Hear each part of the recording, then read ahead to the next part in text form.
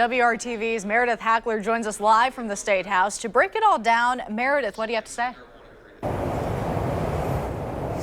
Mark and Megan, the Indiana State House is no stranger to controversial topics, but this legislative session there will likely be several, from public health care funding to marijuana legalization and decriminalization to even a change to the Indiana Constitution. It's all on the table.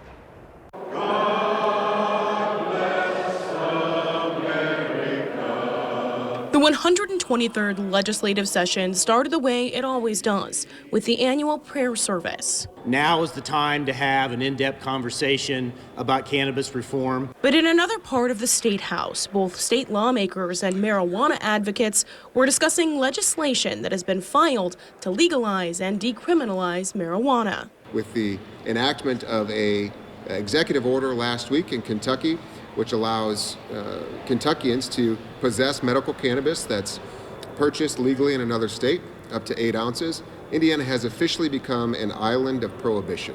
While the governor said he isn't in favor of legalization of marijuana in any way, he is willing to have a conversation about decriminalization. Very happy to discuss that. I do not believe that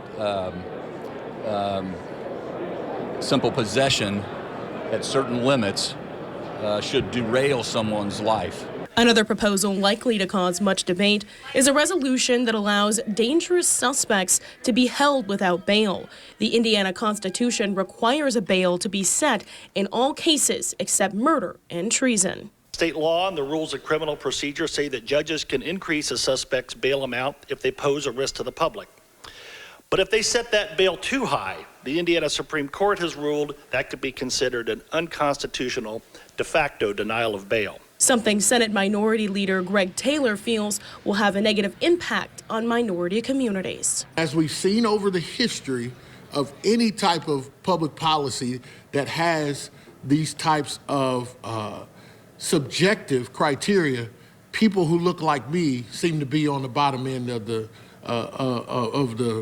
scale.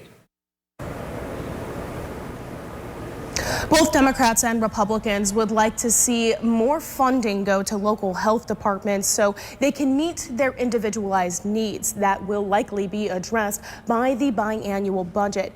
But Democrats haven't given up on the abortion front, with Senator Shelley Yoder filing a bill today that would restore abortion access up to 20 weeks. Live at the State House, Meredith Hackler, WRTV. Meredith, thank you. Tomorrow night, Governor Holcomb will deliver his annual State of the State address.